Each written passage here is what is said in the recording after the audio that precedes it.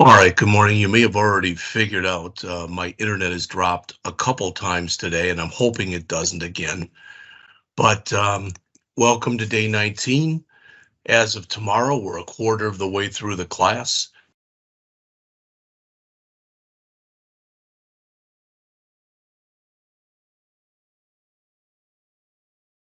Test 6-7. Oh, good gosh, come on there. I attached a folder to the to the email that I sent out earlier today, and I put the GUI in it for each of the two pretest problems. So in other words, all you have to do is add the code. Now I'm going over the instructions right now, and then I'm going to give you until 9:30 to work on the test. You may not need that much time. I don't know. But at that time, I'll show you exactly how I did it. And I will give you one hint. And that is for the batting average problem, I did use a global variable. I talked about the fact that we don't want to use global variables if we can help it. There may be another way to do it, but that's the way that I settled on doing it. So at 9:30, I will be going over how I did each of these problems, and I will save them out to the pretest repo that's out there. And actually, it's not all this stuff. If you just put in this, you'll get there. GitHub.com. Okay, I'm hearing that I can't see the screen. Thank you for letting me know. Okay.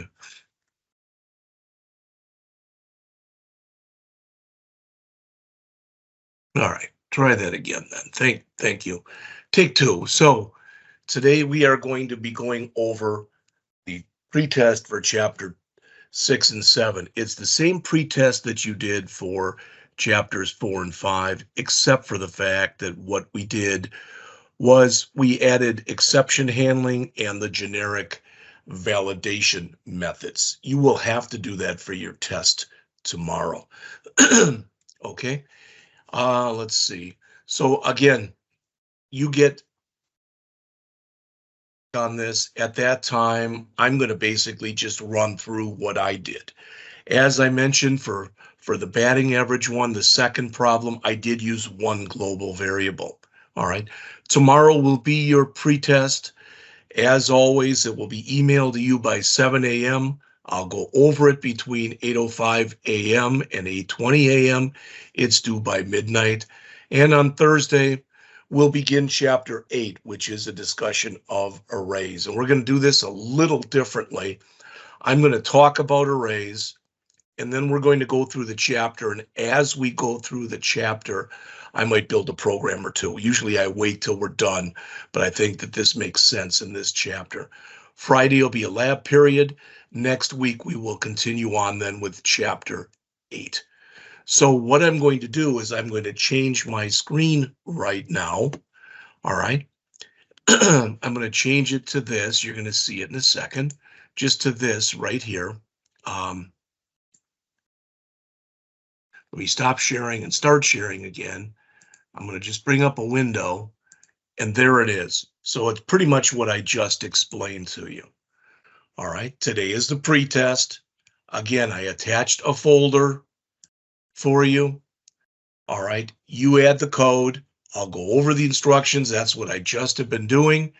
And then I'm going to give you until, like I said, 9:30. So you get about an hour and 20 minutes to work on this. At that time, I'll show you how I did it. This is the repo. And again, as I mentioned previously, this is all you need. You don't even need the HTTPS. If you just put in this, that'll suffice. All right, tomorrow then will be the chapters 6 and 7 hands-on test. As always, I'll email it to you by 7. Go over it between 8 and 8:20 or 8:05 and 8:20. You get the rest of the day to work on it. As always, I'll be online until 10 p.m. I'll be online totally between 8 o'clock and noon tomorrow. All right. And then I will be checking my email on a regular basis between noon and 10 p.m. Okay. And then on Thursday, like I said, we'll start on chapter 8. So I'm going to stop talking now. So there'll be a bunch of dead air in here. I'm just going to leave this up And again, if my internet goes down, I'll do the best I can to bring it up by the time we start up again at 9 o'clock, or 9:30, I should say. I'll talk to you at 9:30.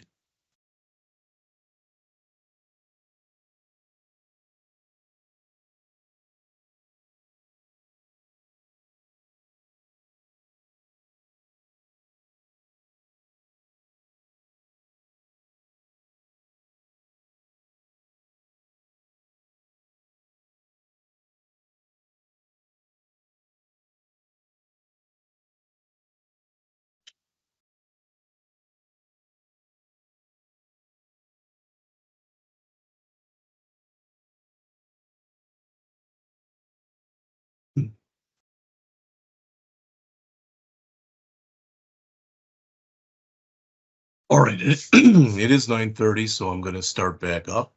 Again, I'm just going to take exactly what I sent you, and which is the graphical user interface, and I'm going to write the code for it. And again, I know I say this all the time, but I can't say it too many times, and that is, I'm showing you a way to write it. I'm not necessarily showing you the best way to write it. I'm showing what I consider to be the best way or the most intuitive way of writing it. So in here, we are told to modularize each program, try to have no executable code in any of the controls,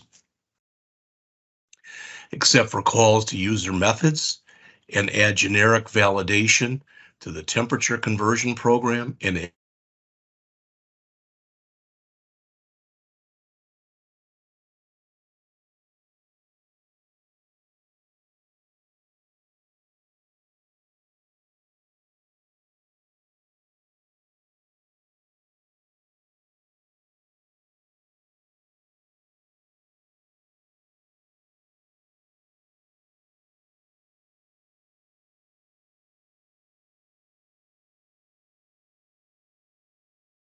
again, I'm going to have to contact my internet provider again because it just keeps dropping. I'm going to check later, and if for some reason this is dropped, then I'll have to redo it again this afternoon. But a couple things.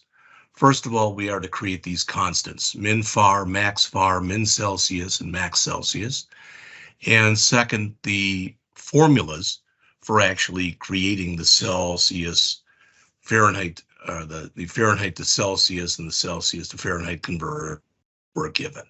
Okay, so with that said, let's just bring this up.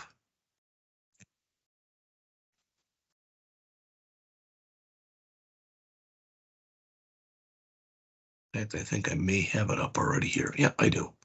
Okay, so again, here's the first one. And as you can see, just like you, as of right now, I have nothing in here.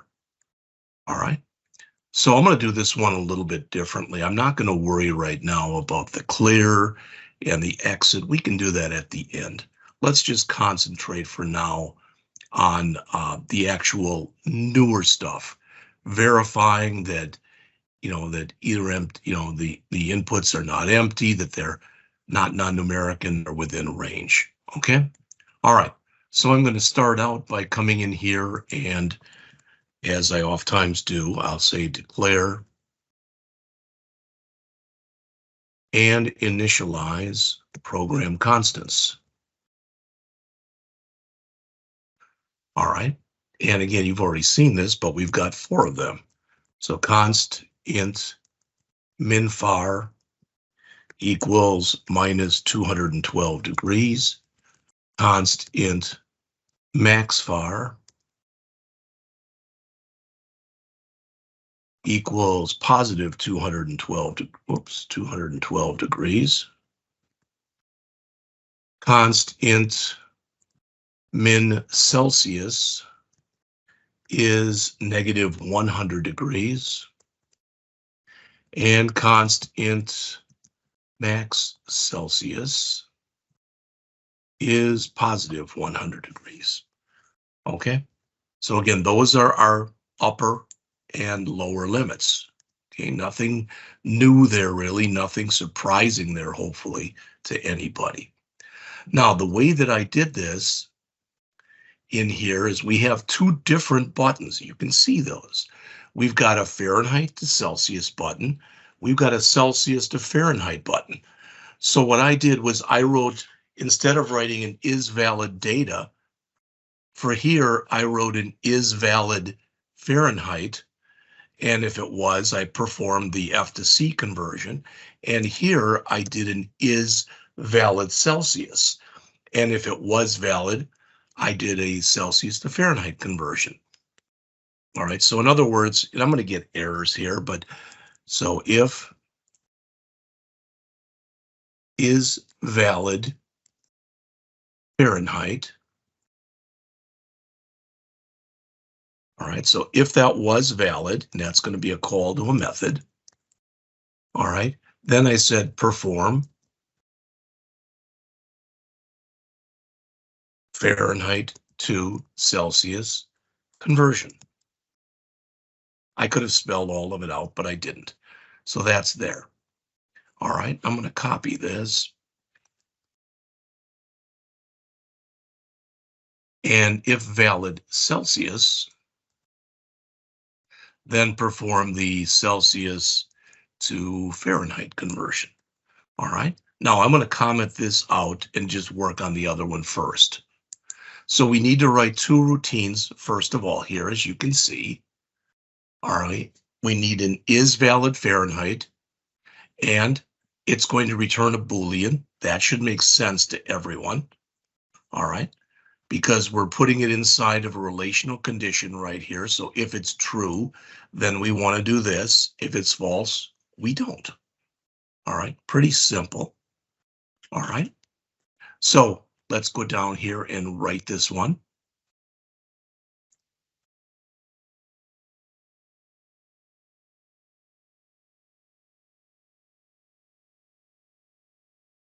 All right, so is valid Fahrenheit.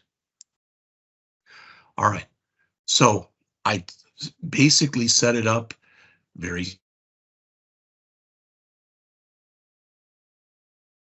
and we need the is present, we need an is decimal, and we need an is within range. All right, in fact, not an is decimal, an is int. All right, because we made those integers. All right, so I've saved these. I think you've seen this before. All right, so I'm going to come down here and I'm going to add. I'm going to add, where are you? There you are. Well, that's one of them. So I'm going to add, first of all, the is present. And while I'm at it, I guess I might as well do the is int 32. We don't need a decimal one in here. So let me add these two. All right, so there those are. And finally, I will have also the is within range. So I can make my range checks with my minimum and maximum that we've set up.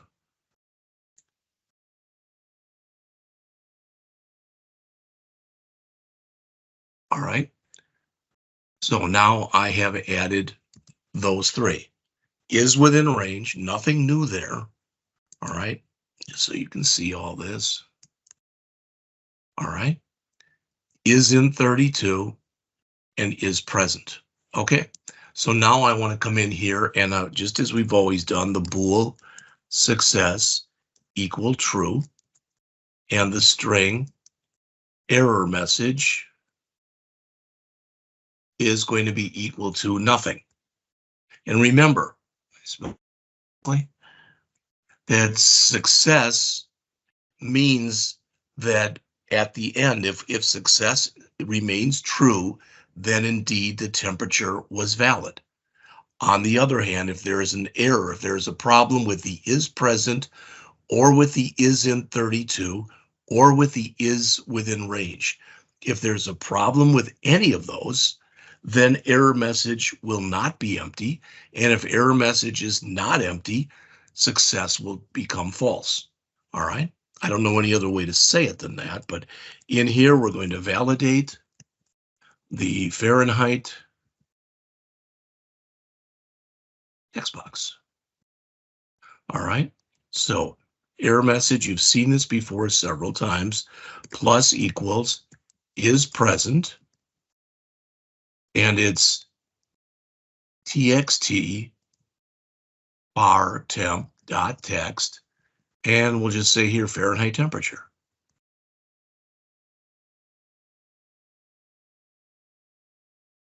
So Fahrenheit temp. All right, I'm going to copy this 2 more times. And next one will be the int 32. So now that one's done. Then we need the is within range. And remember, the is within range requires more parameters. So I'm going to put a comma here, move this, try to move that over. There we go. And say min far and max far. All right. Now, hopefully, at least, everything that's in here is by now is making sense to you. We're checking for the presence or absence of a value in the Fahrenheit text box, which is the first text box. We want to make sure that the value that's in there is an integer. And we want to make sure that the value that we put in there is between negative 212 and positive 212. All right. So again, if error message is not empty. All right. So if it's not, oops, sorry. If it's not empty, then success will be false.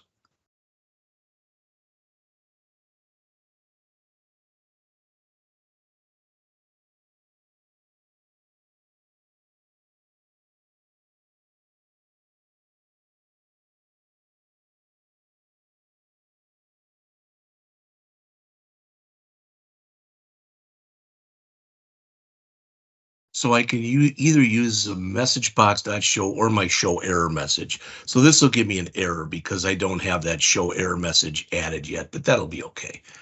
Error message. And I just put, like they did it in the book, entry error. In fact, let's put it all in caps. I like to do that. All right, so that's the only error, so to speak, that I have right here. And I'm just going to copy that particular file in.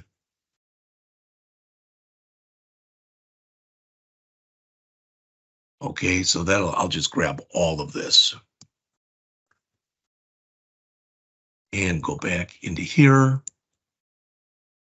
and hit enter and then paste. All right, there's my show error message, which is just going to print that out. All right. All right, so let me go back, back into my code here.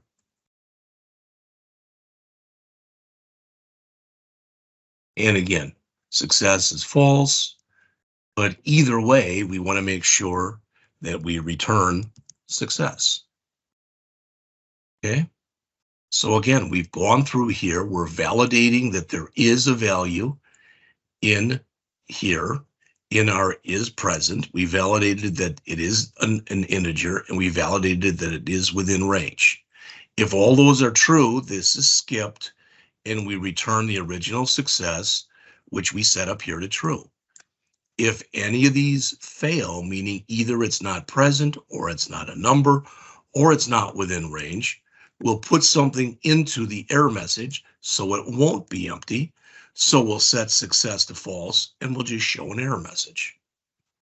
All right, remember, this is the one that we're doing with the generic error messages. All right, the generic validation. We are not using, in this example, we are not using any try catch. That'll be in the next one. All right.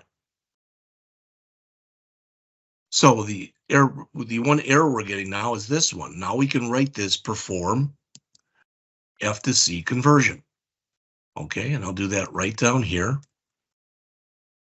It's not returning anything, so its return type is void. Doesn't need any parameters. Now all of my errors are gone, as you can see down here, but I still have to write this. All right, so decimal Fahrenheit equals convert dot to int 32 txt var temp dot text. I'll do a dot trim on there. It's not really necessary, but it never hurts. All right, and I think I spelled Fahrenheit wrong on there. There we go. Let's get rid of that. Whoops. All right, we also need a Celsius value, but that doesn't have any value yet, so we'll just make it 0M. Celsius. All right. Now, we're given in here, we're given the formula. Somewhere it was in there, wasn't it? There that is. So I should be able to do all of this right now.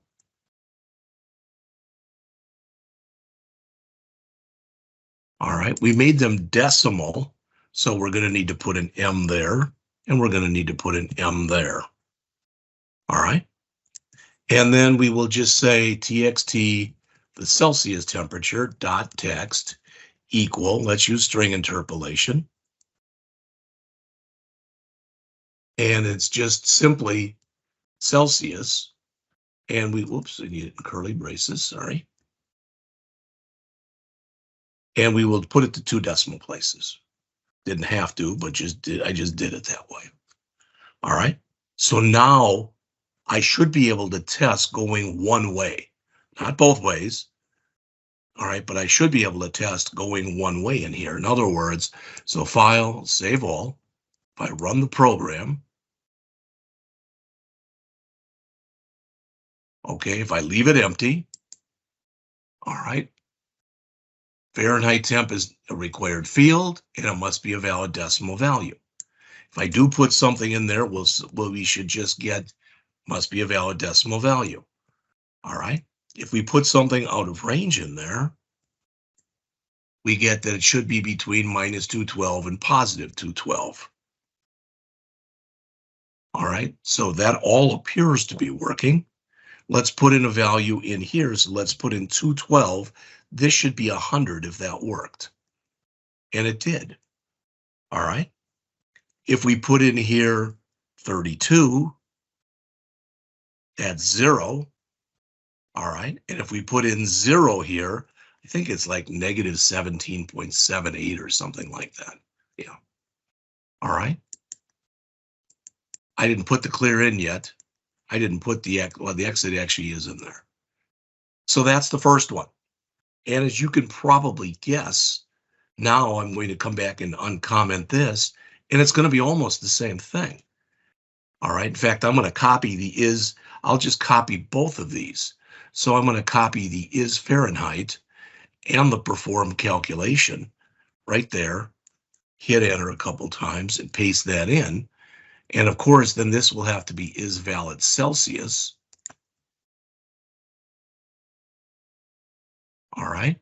And everywhere in here, I've got far temp. I got to change it to cell temp and make this Celsius temp. All right. So let's bring that one in here and in here and in here. And I believe we call these min Celsius and max Celsius. All right. And really, everything else is the same in here. So there's not anything else to do. All right. Now I can come back into here, and this will become perform C to F conversion. All right. You don't have to do this, but I'm going to put my Celsius first, and that's the one that's going to be converted. So convert dot to decimal txt cell temp dot text dot trim. And what we're converting to, of course, is Fahrenheit. So that won't have a value yet.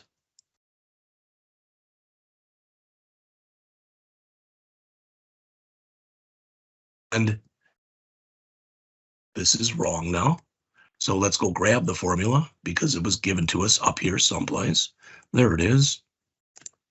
And again, since I'm using decimal here, all right, since I'm using decimal, I'll have to put 1.8 M and 32 M.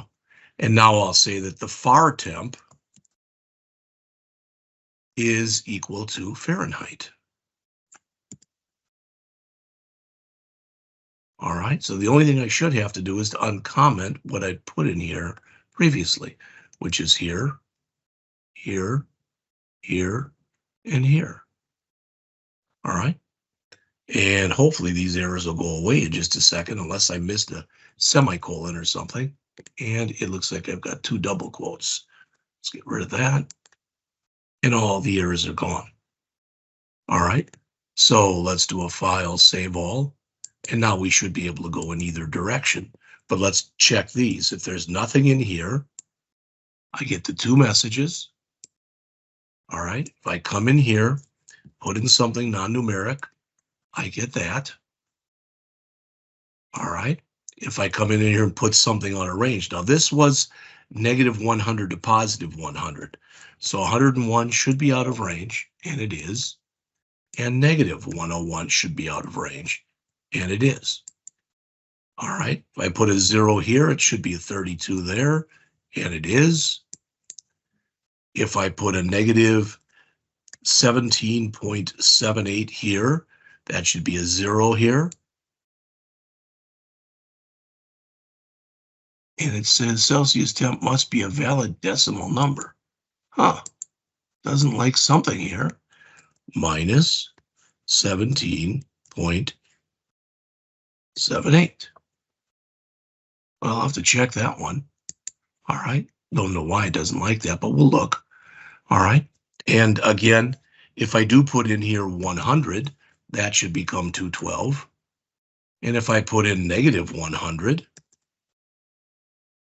all right, well, it looks like that's wrong, -148. So let's go back and look. All right.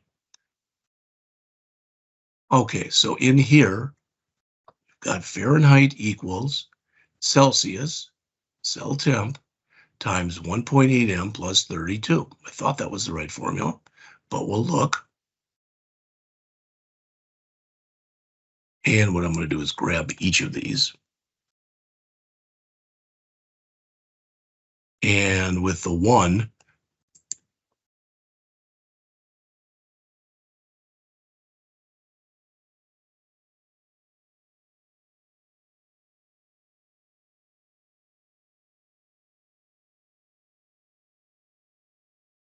oh, it doesn't like something in here. Let's see. This is the Celsius formula one. And we don't need this one. But we do need to close off that. There we go. All right, so Celsius is equal to Fahrenheit minus 32. We have to make it divided by 1.8. So that looks correct. Let's look at the other one that's right here.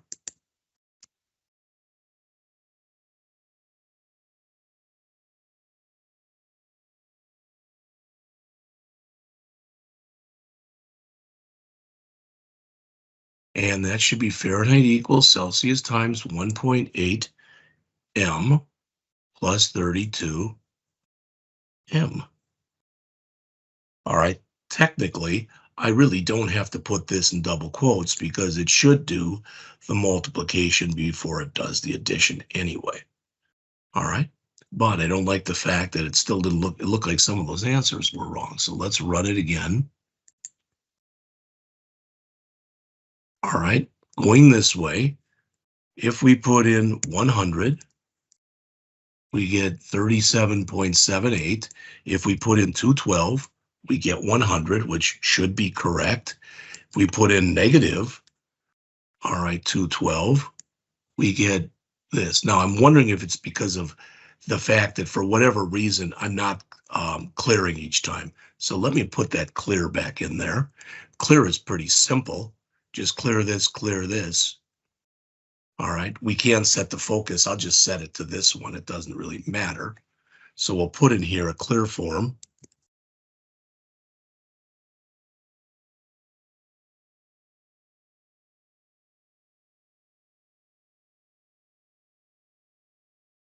So txt var temp dot text is equal to nothing. Txt cell temp dot text is equal to nothing, and txt far temp dot focus.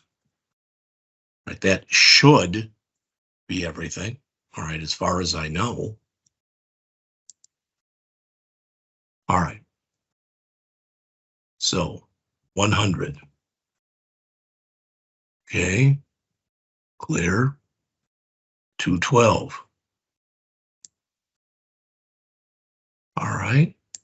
Minus 212. Well, let's clear it first. Maybe that is right. I don't really know. I thought that was negative 100. And if it is, there's an error in my code someplace.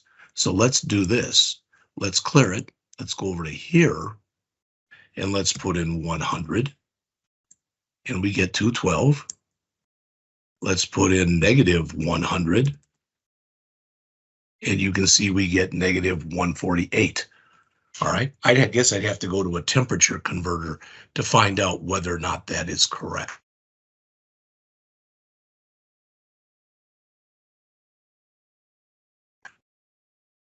Zero, and that should give me 32. That is correct. I should be able to come over here and do a negative 17.78. And that, again, it doesn't like that. So what is wrong? Celsius temp must be a valid decimal value. All right, so let's look.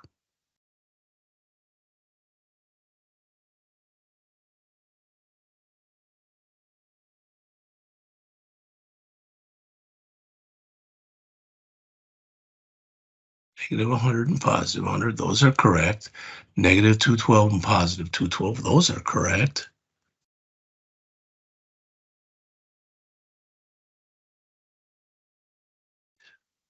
One thing I probably should have done in here, probably would have made this a little cleaner, and that would have been to make all of these decimals. All right. Or when I did the other thing, make them all integers, but I'm going to make all of these decimals. And I'm going to put an M on the end of each one of these, which means that where I've got my is in 32, I'll just change it to an is decimal. That's all I have to do, that, and then do a decimal dot try parse. Okay, that makes it a little better, I think, because again, these were all decimals in here that we were using. So that could be what's screwing it up. I have absolutely no idea. All right, so these will have to change then to is decimal here. And this one will have to change to is decimal here. All right, all my errors are gone. So let's do a file, save all in here, run this. And again,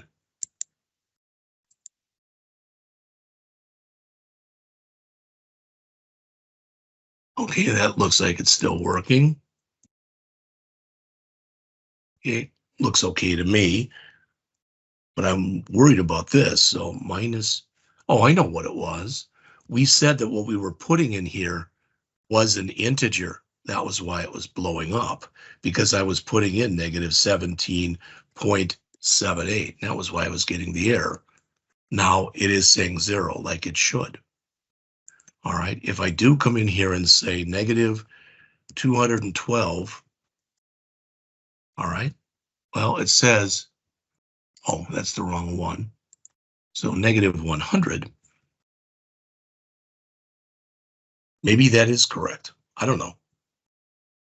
Okay, because we already know that when we do it the other way and when we put 100 in here, all right, it does come up to 212. So I believe that everything that's in here is correct.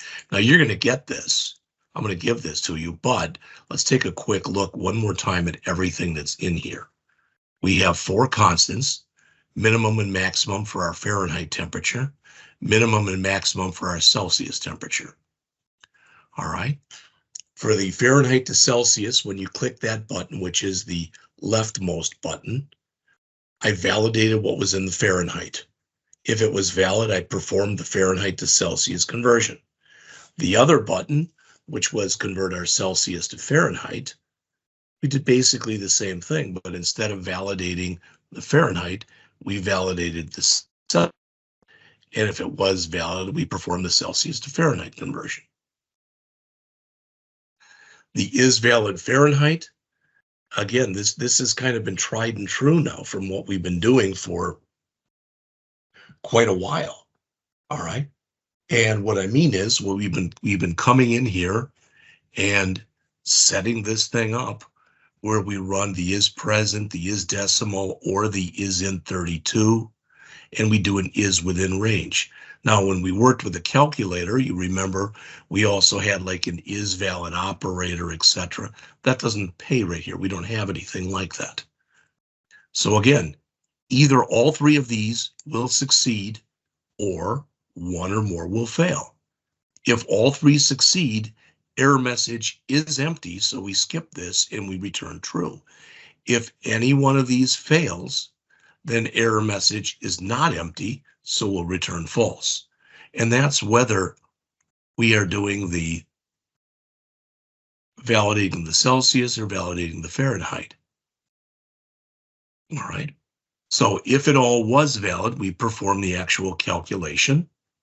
We already know this has to succeed because we've already tested it. All right.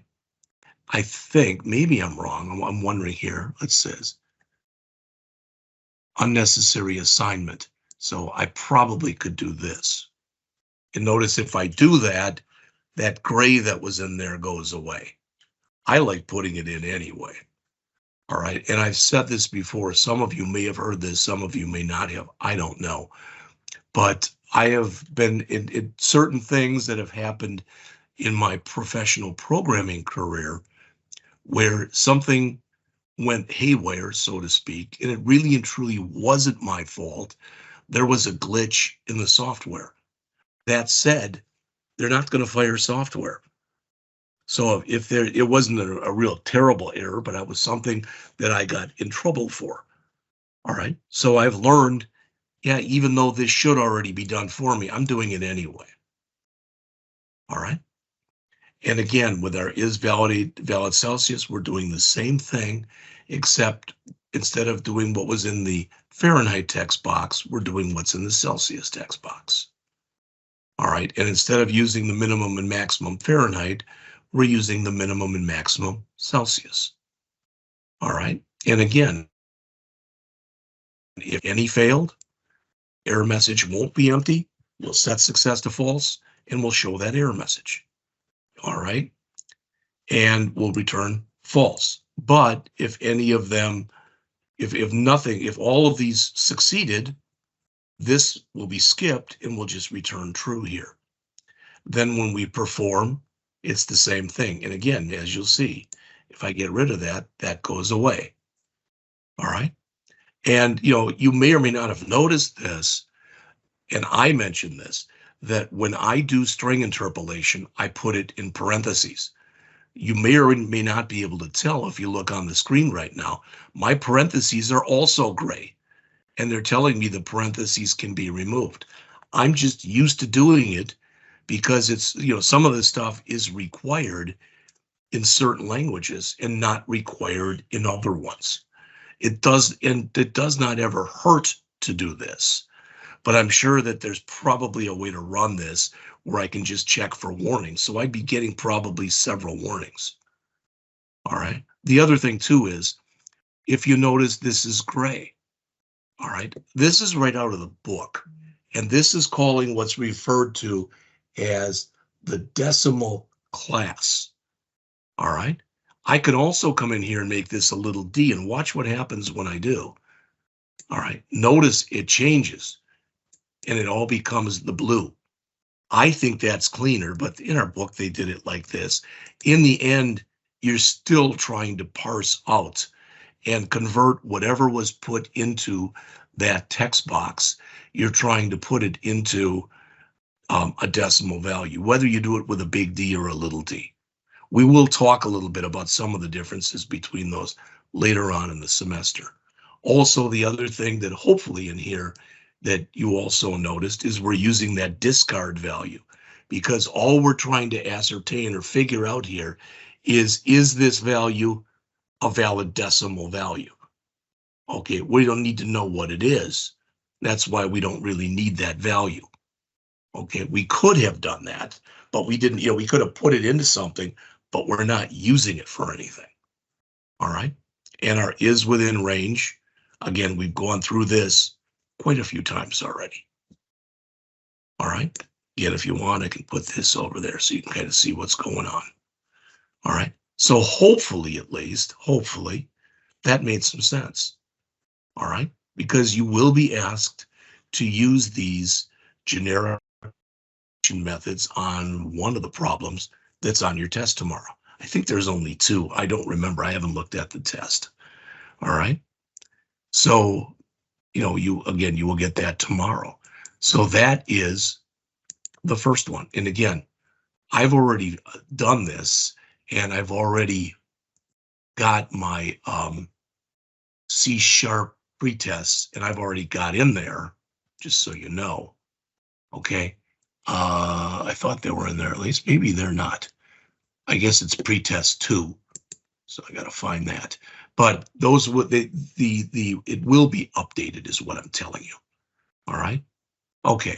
So let me move that. I don't even need this. Can we get that out of there?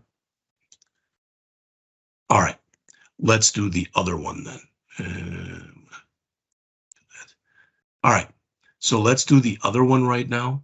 And the other one was the baseball one, the batting averages. So I'm going to do that one right now. And as I mentioned to you before, this is one time where I did use a global variable, and I want to explain what I did and why I did it. So let's close this. And let's open up the second one, which is batting average right here. All right. Now, what we're supposed to do, we only have two inputs, number of at-bats and the number of hits. Once we put in those and once they're valid, if we click calculate, it should figure out the average and put it there. If it's higher than the highest average that was in here, it should replace it. If it's lower than what was the lowest average in here, it should replace that.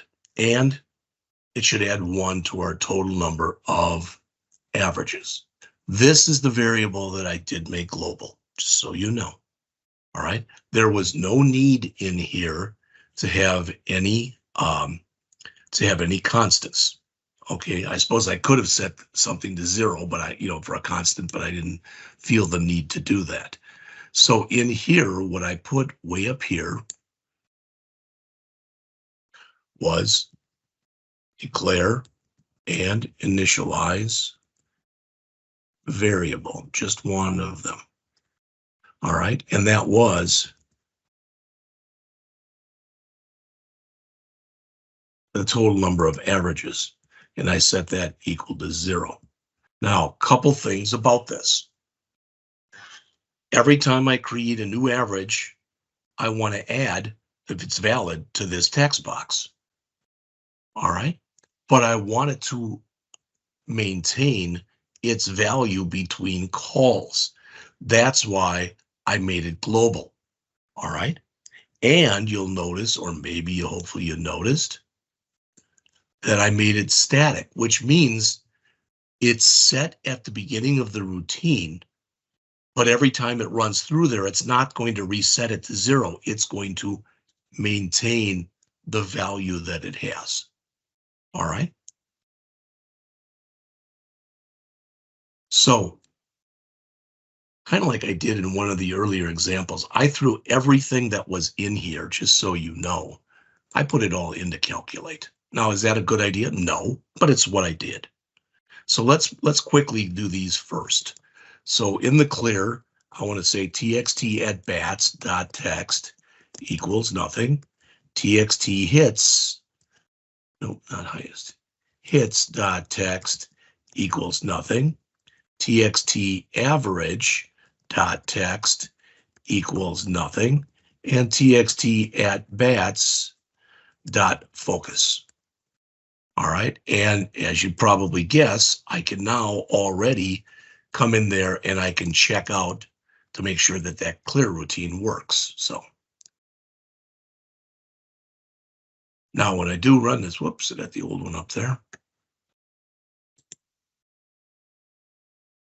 When I do run this now, the only thing that's going to clear are these two. All right, and I haven't put in the code yet for this, so I won't get an average. But I can put in something here, and I can click anywhere in here. And now when I click clear, you can see where the cursor is blinking. It cleared them both and put it back in here. So I know that works. All right, I'm also certain that it's going to work fine with our exit because we've done this so many times before. So we've got our exit program or not, and we'll even bring in a show error message, which I may or may not end up using. I don't remember if I did or not. All right, so I can now also come in and check my exit button. So that appears to work as well. All right, so what I'm going to be concerned with then is just writing everything into my calculate.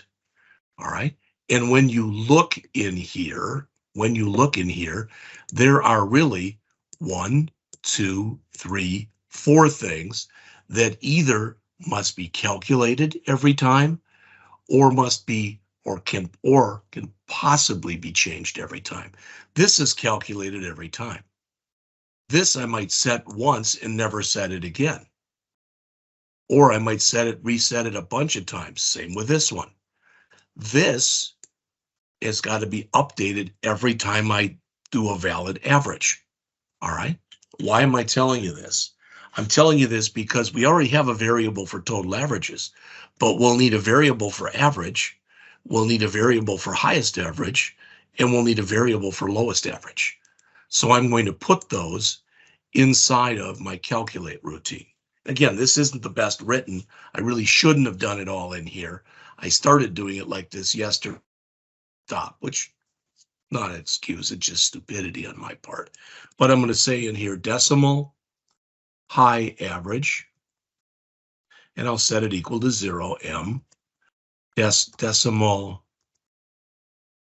low average, and I'll set that equal to 0M as well. Remember, since it's 0, I don't even have to set it. Okay, so decimal average, and I can set that equal to 0M as well. All right, when I did my copy of it, the original one, I didn't even set this, and it works just fine. So these are the 3 variables that are going to go high AVG, and that's low AVG. Okay, all right. So now I can come in here, and again, I did everything within a big try catch. And I had quite a few catches in here. So for right now, I'll just put in catch like this, just so it'll give me that, but it's not giving me an error message right now. All right, so what do I want to try? Well, I want to try to come in and convert both the at-bats to an integer and the hits to an integer, because I'm expecting that those were both integer values in here. All right, so I'm going to say in here, int at-bats equal convert dot to int 32. Let me move this over a little. There we go.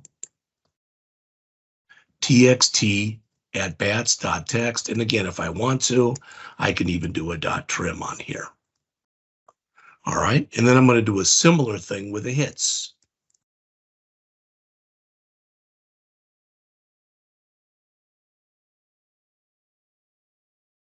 And you can see the IntelliSense pick that up. All right, now if I leave one of those empty, all right, if I leave one of those empty, okay, I'm going to get, I shouldn't even say that. What I want to have happen is if I leave one of them empty, all right, I basically wanted to come in there and throw some kind of a formatting or an argument null exception. But I don't even have to, throw it myself. Here's an example where the system is going to throw it. And if you say, I don't get it, please just watch for a second.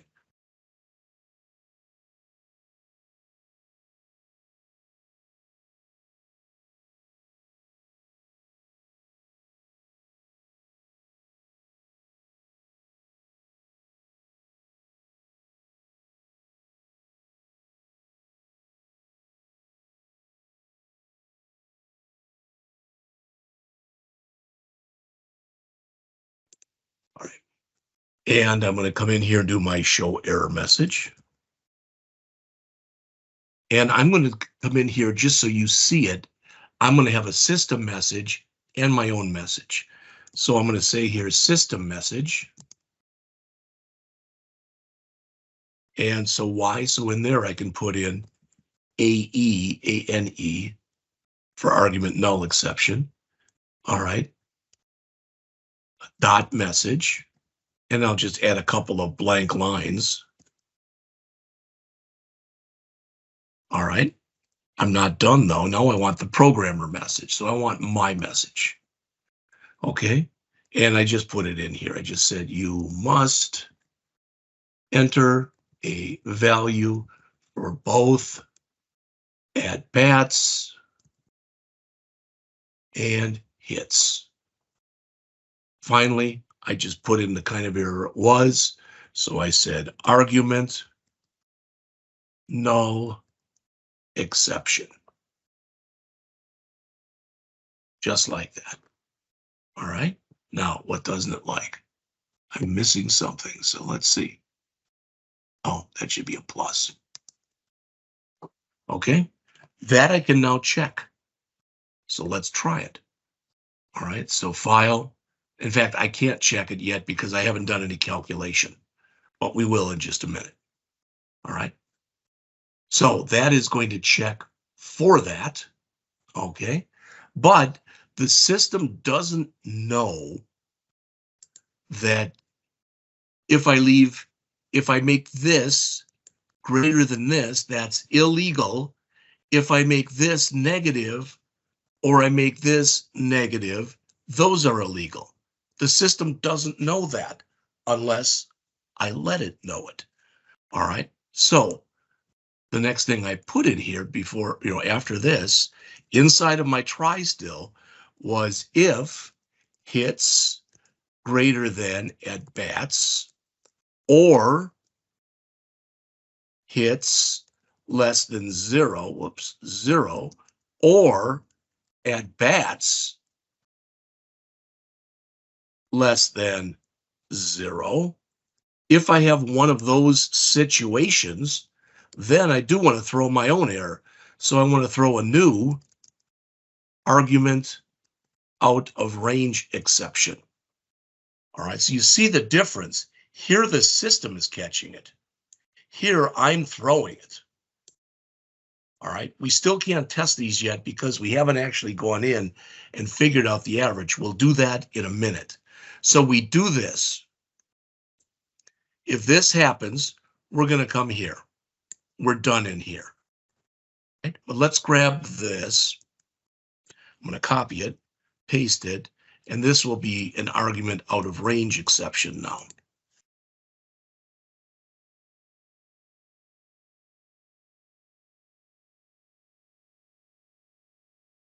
Which I call, again, what it is, argument out of range exception, which means that I have to change this.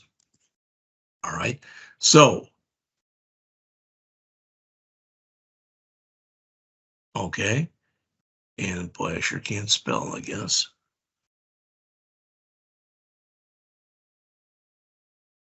All right.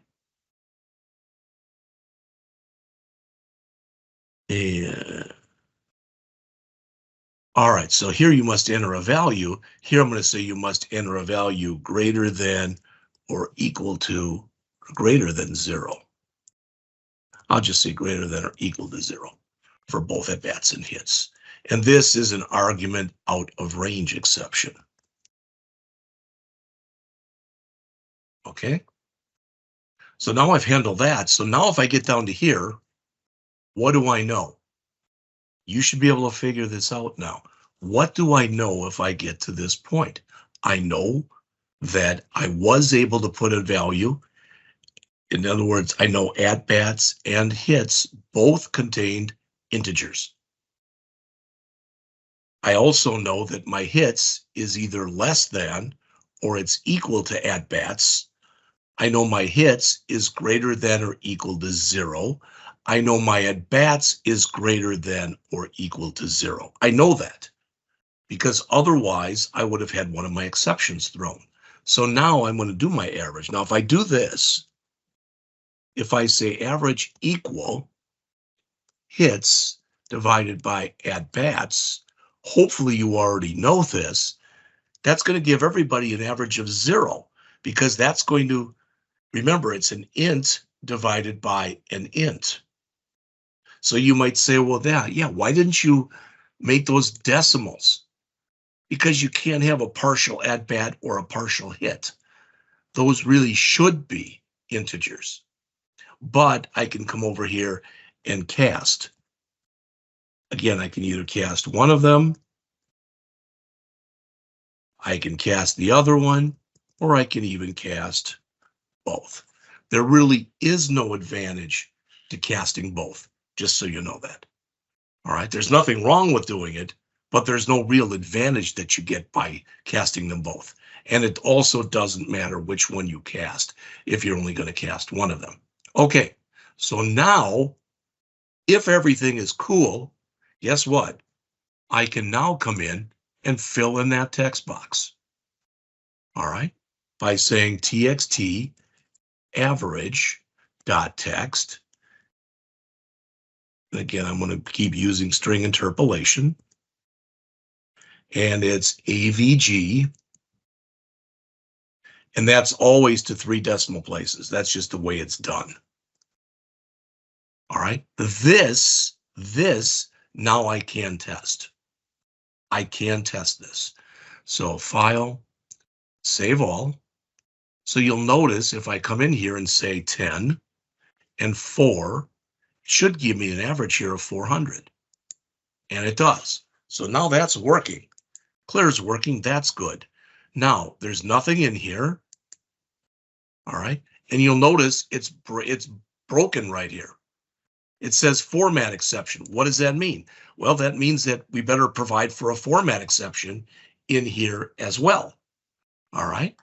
We've already done an argument null, and we've done an argument out of range, but we didn't do a format exception. All right.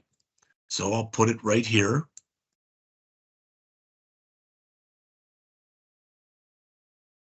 And I call mine FE for format exception, which means I got to change this.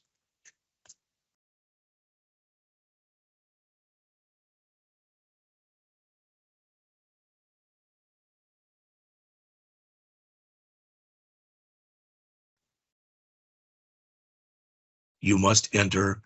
I'll just leave that message in there. That's okay. All right, but let's stop this. Let's save it and try to run it again. Now, if there's nothing in here, now I get that. System message, input string was not in the correct format.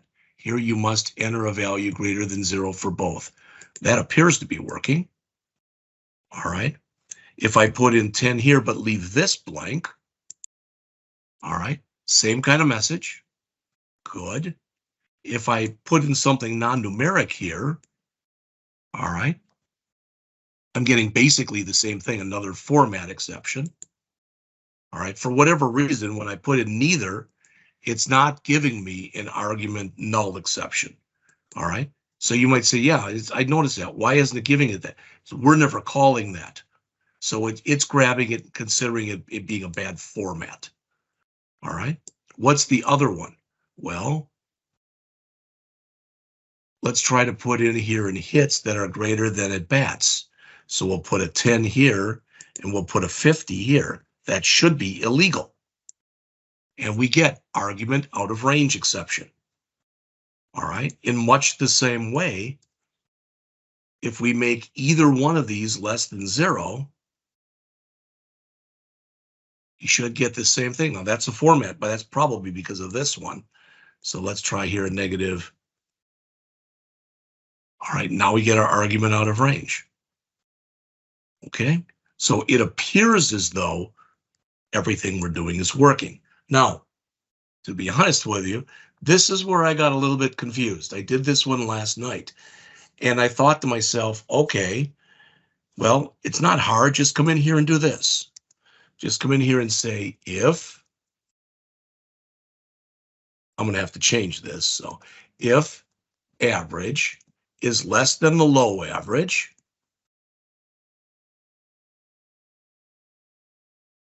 txt lowest average dot text equal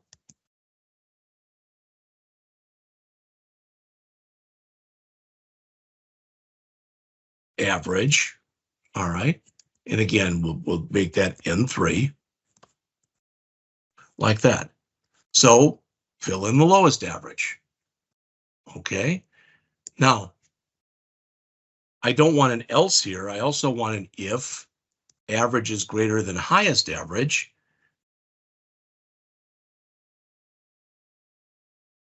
Okay.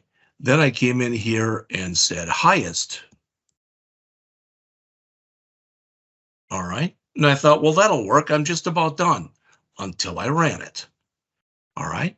So now it's saying if the current average is less than the low one, okay, it becomes the new low. If it's greater than the high one, it becomes the new high. Well, let's try this. Okay. So again, 10 and 4. All right. We've got a highest, but there is no lowest. And the reason there is no lowest is we came in here and we set it to 0. So it did replace the high, but it did not replace the low. So you'd say, well, why don't you just set that to something else?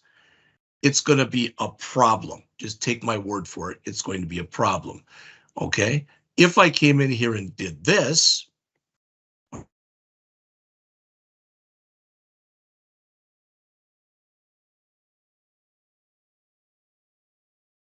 okay, does not show lowest. All right. And I struggled with this thinking, well, this has got to be a pretty simple fix. So this is the fix I came up with. Some people would call what I'm about to show you a kludge, K-L-U-D-G-E, which means it's kind of like the old thing of shoehorning something in. Or for example, if you've got somebody who's got a size 6 shoe, all right, and you're trying to put a size 5 in there, so you're basically crunching it in. So some people would say what I'm doing is not the best way of writing it. It's what I came up with. I said here, if total averages, all right, is equal to 1. In other words, if this is the first time I've done this, all right, so if total averages is equal to 1, then what I want to do is I want to set both of these. All right. In fact, this isn't error. That should have been, well, yeah, those are right. Okay.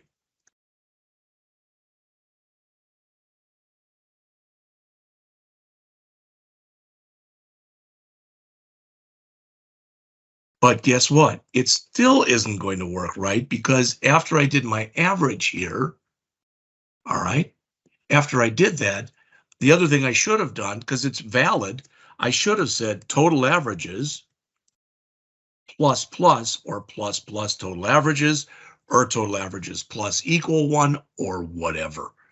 All right, and I can also fill that in now, txt total number of averages dot text equals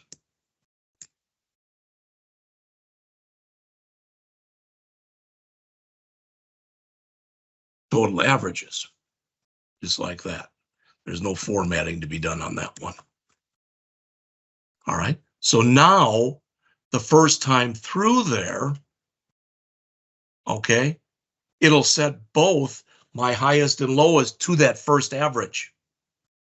All right, now I can come in here and do this. and say, this is the average, I can move this up.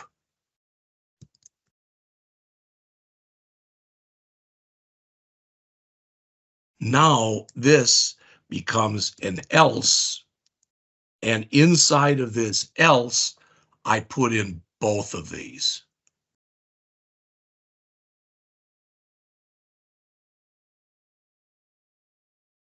Like that. So again, play computer. All right.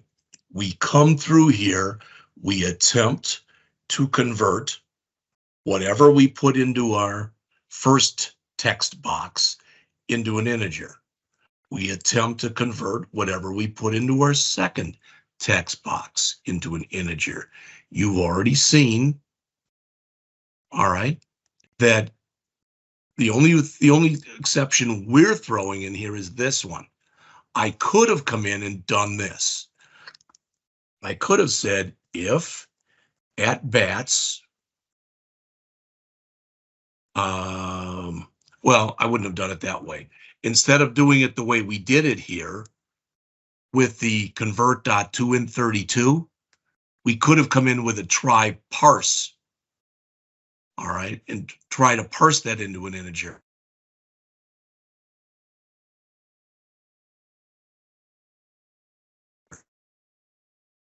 We could have then thrown ourselves an argument null exception. All I'm trying to tell you is right here, okay, when we, when we put in, when we leave these blank, or when we put in something non-numeric for either one of those, we're throwing a format exception. So even though I've got argument null in here, I don't think this is ever being called. All right. In fact, yeah, the argument out of range is, and the format is. It doesn't hurt to leave it in. All right. But I don't think that's ever being called is what I'm telling you. So again, playing computer, we come in here. We attempt to convert both at bats and hits from the string value that they have when you put them in as text boxes into integers. Then we check our error conditions.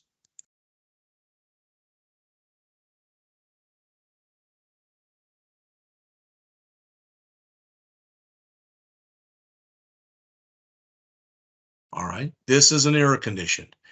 You can't be up to bat 5 times and get 12 hits. That doesn't make sense. In fact, if you don't know this, maybe you don't care, you never follow baseball or whatever, all right, that, oops, I must have left something off. So let's see what I did leave off here. There it is. My inning paren, there we go. All right, the best average you can have is if I'm up 10 times is to get 10 hits. And then this will be 1.000. That is, it doesn't matter what I enter after this, that's always going to be the highest average. And if I come in here and say I was up 10 times and I got no hits, notice that didn't change. So there must be an error still in my program. All right, because it didn't change that. All right. I didn't even realize that. So I'm going to have to go back and take a look at what I had. I know that if I come in here and run it again, so if I stop the run and start it and do the same kind of thing, if I say you were up 10 times and you got 0 hits, all right, that's all been set now. If you're up 10 times and you get 10 hits, that changed, but that, these will never change now, because that's the biggest you can have and that's the smallest you can have.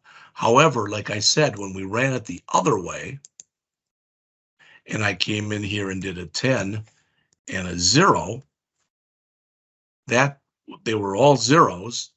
Okay, when I clear it, let's, and a 10, that should change this one to 1.000. And it does. Well, that's good.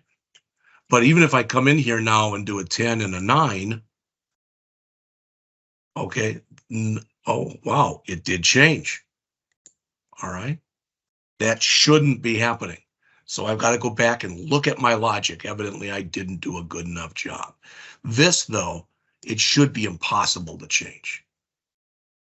All right, let's go back and try this. Now this keeps changing. So somehow my highest average in here is wrong. All right. So if total number of averages is 1, meaning it was the first one, set it. Otherwise, if the current average we just came up with is less than our low, it becomes our new low. All right. And if the average was greater than our previous high, it should become our new high. Actually, looking at that, that should make sense the way that I wrote it, but something's goofed up with it. I don't know what it is. I'll have to go back and look, and I'll go back and look at my original one that I created as well. So someplace in here, I think it's in here.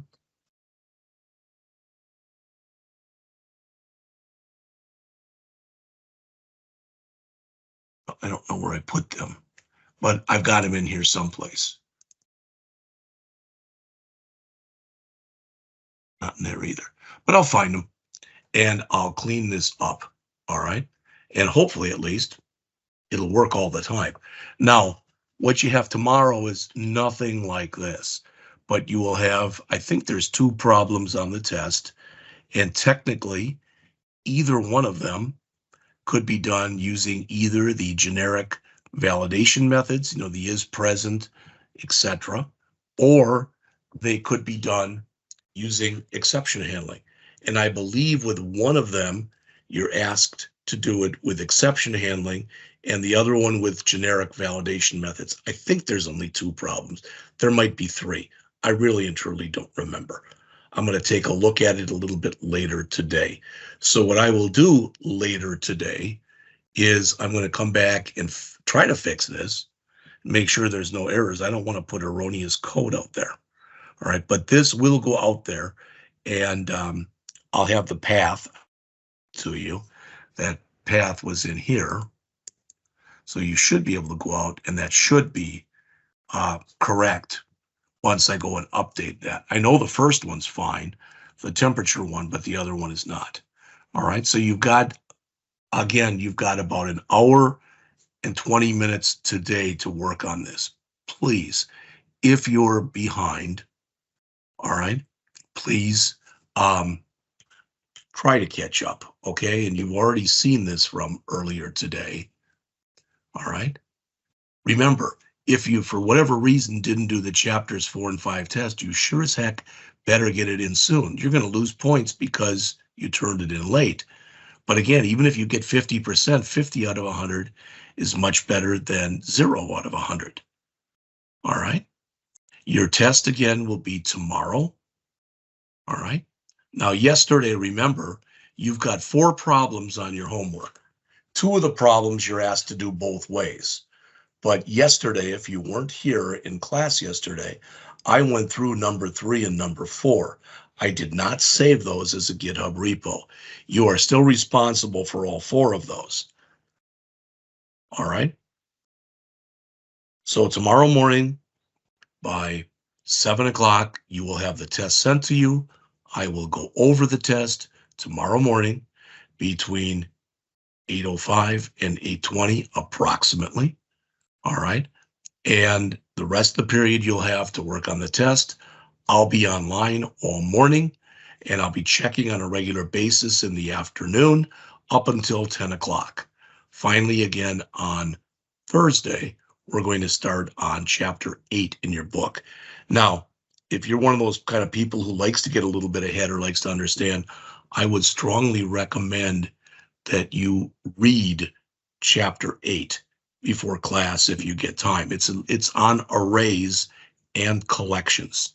So we're going to be doing something that's going to be more complex than what we've worked on thus far. All right. So with that, I'll leave you to it. I will see you tomorrow morning at 8:05. Have a good rest of the day. Thank you.